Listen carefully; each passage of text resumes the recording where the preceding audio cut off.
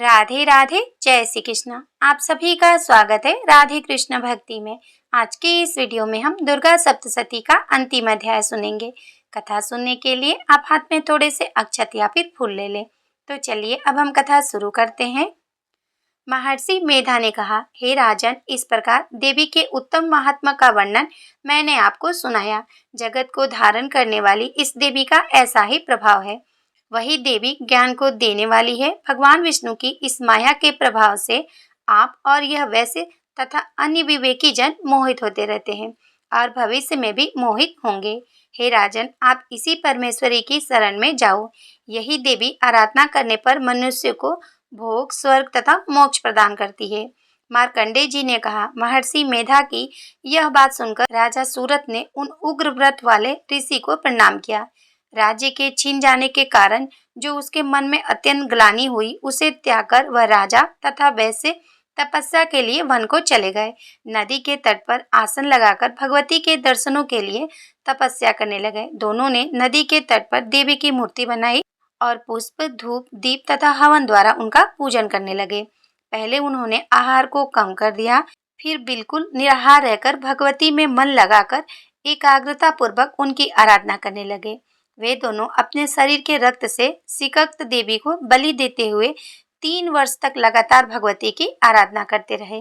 3 वर्ष के पश्चात जगत का पालन करने वाली चंडिका ने उनको प्रत्यक्ष दर्शन देकर कहा, राजन, अपने कुल को प्रसन्न करने वाले वैसे तुम जिस वर की इच्छा रखते हो वह मुझसे मांगो, वह वर मैं तुमको दूंगी, क्योंकि मैं तुम पर अत्यंत प्रसन्न हूँ।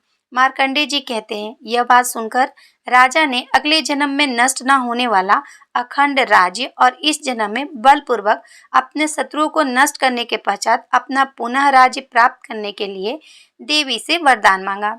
वैश्य ने, जिसका चिंतन संसार की ओर से विरक्त हो चुका था, अतः भगवती से अपनी ममता तथा अहंकार रूप आसक्ति को नष्ट कर देने वाला ज्ञान को देने के लिए कहा। देवी ने कहा, हे राजन, तुम शीघ्र ही अपने शत्रुओं को मारकर पुनः अपना राज्य प्राप्त कर लोगे। तुम्हारा राज्य स्थिर रहने वाला होगा। फिर मृत्यु के पश्चात तुम सूर्य देव के वंश में जन्म लेकर स्वर्णी मनु के नाम से इस पृथ्वी पर ख्याति को प्राप्त होगे। हे वैसे कुल में श्रेष्ठ, तुमने जो वर मुझसे मांगा है वह वर देती हूँ। तुमको मोक्ष देने वाले ज्ञान की प्राप्ति होगी। मार्कंडेय जी कहते हैं, इस प्रकार उन दोनों को मनवांछित वर प्रदान कर तथा उनसे अपनी स्तुति सुनकर भगवती अंतर्ध्यान हो गई। इस प्रकार क्षत्रियों में श्रेष्ठ व राजा सूरत भगवान सूर्यदेव से जन्म लेकर इस पृथ्वी पर स्वर्णी मनु के नाम से विख्यात हुए। दुर्गा सप्तशती संपूर्ण अध्याय समाप्तम। अब आपने जो हाथ में फूल या फिर अक्षत लिया है वो आप माता रानी की फोटो के पास अर्पित कर दे।